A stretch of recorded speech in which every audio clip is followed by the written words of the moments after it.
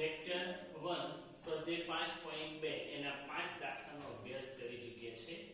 હવે દાખલા નંબર 6 શું સમાંતર શ્રેણી 11 8 5 2 ડેશ ડેશ નું કોઈ પદ -150 હોઈ શકે? સમાંતર શ્રેણી આપી છે 11 8 5 2 ડેશ ડેશ ડેશ. પ્રથમ પદ a એટલે 11, d બરાબર પાછલા પદમાંથી આગલું પદ બાદ કરીએ, તફાવત શોધવા 8 - 11 એટલે -3. અગાઉ દાખલા શીખ્યા હતા એમ કોઈ પદ -150 હોઈ શકે તો ધારી લઈએ. ધારો કે n મું પદ -150 હોઈ શકે એટલે કે an બરાબર -150. an શોધવાનું સૂત્ર છે a n - 1 d. એમાં an એટલે -150 બરાબર a એટલે 11 n - 1 ડિફરન્સ છે -3.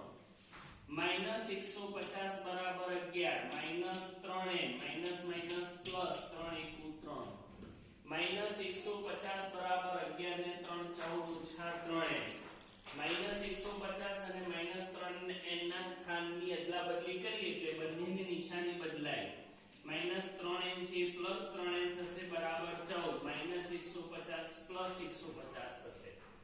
3n બરાબર 14 + 150 નો સરવાળો થશે 164. એટલે n શોધવા હોય તો 3 જશે 164 ના છેદમાં, જેનો ભાગાકાર કરતા આપણને કિંમત મળે છે 54.6.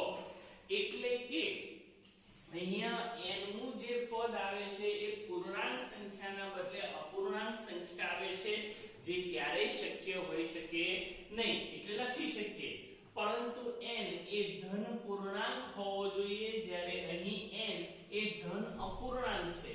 માટે આપેલ સમાંતર શ્રેણીનું કોઈ પણ પદ અથવા કોઈ પદ -150 હોઈ શકે નહીં. પદ હોવા માટે હંમેશા પૂર્ણાંક સંખ્યા હોવી જોઈએ, એ બાબત યાદ રાખજો. આગળ વધીએ. દાખલા નંબર 7. રકમ આપણને આ પ્રમાણે આપી છે.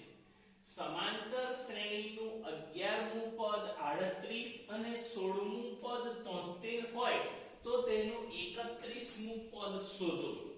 અહીંયા બે બાબત આપી છે. પહેલું 11મું પદ બરાબર 38. 11મું પદ એટલે a11 બરાબર 38. આપણે લાસ્ટ ટાઈમ જોઈ ગયેલા એમ 5મું પદ એટલે a+4d, 8મું પદ એટલે a+7d, એ રીતે 11મું પદ એટલે a+10d બરાબર 38. એને આપીએ સમીકરણ નંબર 1. બીજી શરત હતી દાખલામાં 16મું પદ 73. એટલે કે 16મું પદ એટલે a16 બરાબર 73. 16મું પદ એટલે સૂત્ર થશે a+15d બરાબર 73. એને આપીએ સમીકરણ નંબર 2. અગાઉ પણ આવા દાખલા જોઈ ગયા છે. જ્યારે બે સમીકરણ મળે ત્યારે એનો લોકની રીતે ઉકેલ કરી શકીએ.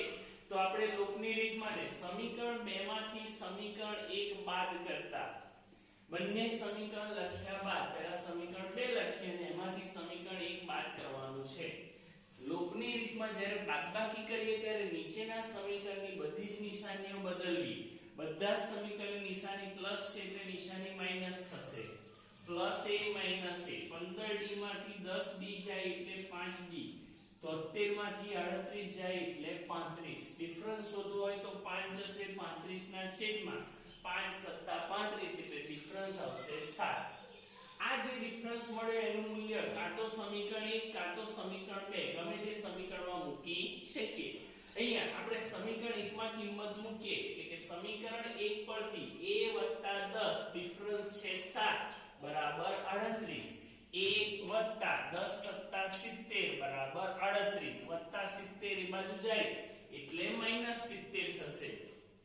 માટે a બરાબર 38 - 70 એટલે કે a બરાબર -32. હવે આપણી પાસે પ્રથમ પદ a એટલે -32 અને ડિફરન્સ 7 બંને બાબતો આવી ગઈ. રકમમાં હજુ આગળ જો તમને 31મું પદ શોધવાનું કહ્યું છે એટલે કે n બરાબર 31. હવે an શોધવાનું સૂત્ર છે an બરાબર a + n - 1 * d.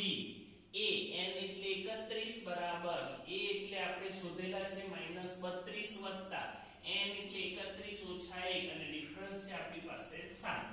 સાદુરૂપ આપીએ -32 -32 m ના m વત્તા 31 ઓછા 1 એટલે 30 ગુણ્યા 7 -32 વત્તા 30 ગુણ્યા 7 એટલે 210 અને 210 માંથી 32 જાય એટલે 178.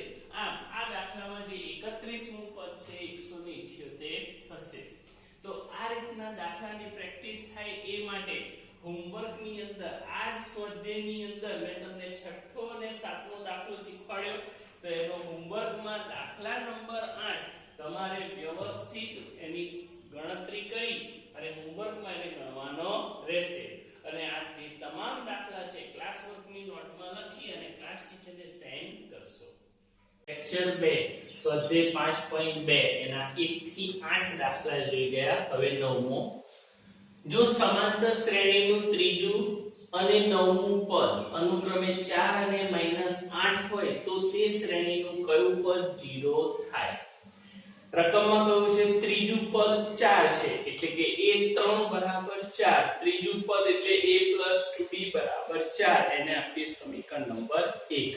નવમું પદ છે -8 એટલે a9 બરાબર -8 અને નવમું પદ શોધવાનું સૂત્ર બનશે a + 8d બરાબર -8. બે સમીકરણ આપણને મળી ગયા. બંને સમીકરણનો ઉકેલ લોકની રીતે. સમીકરણ 2 માંથી સમીકરણ 1 બાદ કરીએ. પહેલા સમીકરણ 2 પછી સમીકરણ 1. નીચેના સમીકરણની બધી નિશાની બદલાશે. +a - a જાય. 8d માંથી 2d જશે એટલે રહેશે ટોટલ 6d બરાબર -8 - 4 બે માઈનસ એટલે 8 ને 4 12 નિશાની આવશે માઈનસ. ડિફરન્સ શોધવું હોય તો 6 જશે 12 ના છેદમાં 6 દુ 12 એટલે કે ડિફરન્સ આવશે -2. આ ડિફરન્સ ની જે કિંમત છે કાં તો સમીકરણ 1 કાં તો સમીકરણ 2. ઈઝી આપણને સમીકરણ 1 પડશે એટલા માટે સમીકરણ 1 માં કિંમત મૂકતા a + 2 * ડિફરન્સ છે -2 બરાબર 4. a 2 દુ 4 બરાબર 4. -4 એ બાજુ જાય એટલે +4 થશે એટલે 4 ને 4 8 એટલે કે આપણને મળશે પ્રથમ પદ a બરાબર 8. અગાઉ પણ શીખવાડ્યું હતું પ્રથમ પદ અને ડિફરન્સ મળે એટલે તમે કોઈ પણ પદ શોધી શકો છો. અહીંયા તમને એવું કહેવામાં આવ્યું છે શ્રેણીનું કયું પદ 0 થાય. કોઈ પણ પદ શોધવું હોય તો આપણે હમણાં જ દાખલાઓ શીખવે એના આધારે ધારી લઈએ કે ધારો કે n મું પદ 0 થાય એટલે કે an બરાબર 0. an શોધવાનું સૂત્ર આપણી પાસે છે a + n - 1 * d. an એટલે 0 બરાબર a એટલે 8 + n - 1 * ડિફરન્સ છે -2. સાદુરૂપ આપીએ 0 બરાબર 8 2 ગુણીએ -2n +2 8 ને 2 10 -2n આ બાજુ આવે એટલે +2n થાય એટલે 2n બરાબર 10 મને n બરાબર 5. આ રીતે લખી શકાય કે આપેલ સમાંતર શ્રેણીનું પાંચમું પદ 0 થાય. આગળ વધીએ. દાખલા નંબર 10. કોઈ સમાંતર શ્રેણીમાં 17મું પદ 10મા પદ કરતા 7 વધુ છે તો તેનો સામાન્ય તફાવત શોધો. રકમને ફરીથી ધ્યાનપૂર્વક સમજો. કહ્યું છે 17મું પદ એટલે કે a17 એ 10મા પદ કરતા a10 કરતા 7 વધુ છે એટલે +7. એટલે શરત પ્રમાણે આપણી પાસે કન્ડિશન બને a17 બરાબર a10 + 7. a17 એટલે સૂત્ર થશે a + 16d અને a10 એટલે a + 9d. આ +7 જે છે એ +7 m ના m. હવે 7 આ બાજુ એમ ના એમ રહેવા દઈએ. a અને 9d જો આ બાજુ આવે તો નિશાની બદલાય. a + 16d પ્લસ a ના બદલે -a પ્લસ 9d ના બદલે -9d બરાબર 7. પ્લસ a માઈનસ a જશે 16 માંથી 9 જાય એટલે 7d બરાબર 7. ડિફરન્સ શોધવો હોય તો 7 ના છેદમાં 7 જશે એટલે કે 1. એટલે કે સામાન્ય તફાવત આપણો આવશે 1. આવા દાખલા 1 માર્ક્સમાં પણ આવી શકે.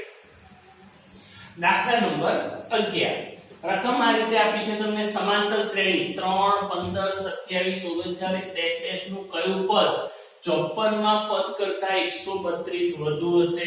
સમાંતર શ્રેણી છે 3 15 27 39 પ્રથમ પદ a એટલે 3 ડિફરન્સ પાછલા પદમાંથી આગલું પદ બાદ કરો એટલે કે 15 - 3 બરાબર 12 આપણને કહ્યું છે 54મું પદ કરતા પહેલા 54મું પદ અલગથી શોધી કાઢીએ 54મું પદ એ 54 એટલે a + 53 d એ તમારી પાસે છે 3 + 53 ડિફરન્સ છે 12 3 m નો m 53 * 12 એટલે 636 એમાં 3 એડ કરો એટલે 639 એટલે કે 54મું પદ આવ્યું 639 રકમમાં છે કયું પદ 54 માં પદ કરતા 132 વધુ હશે તો ધારી લઈએ આ અગાઉના દાખલામાં પણ આ બાબત આ રીતે ધારેલી છે એ પ્રમાણે ધારો કે n મું પદ 54 માં પદ કરતા 132 વધુ છે n મું પદ એટલે an બરાબર 54 મું પદ એટલે a54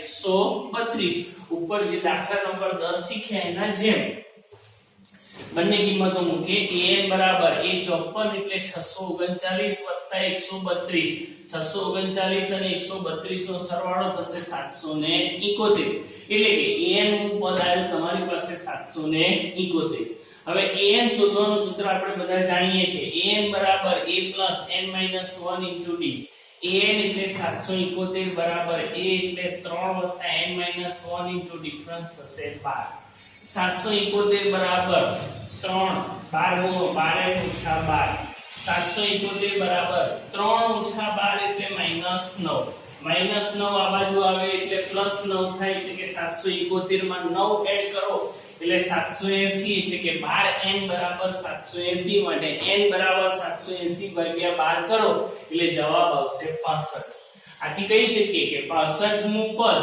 એ 54 માં પદ કરતા 132 વધુ છે તો આ રીતે તમે કોઈ પણ દાખલાને વ્યવસ્થિત રીતે ગણી શકો બધા દાખલા છે રકમ સહિત નોટબુકમાં ઉતારી અને ક્લાસ ટીચરને સેન્ડ કરવાના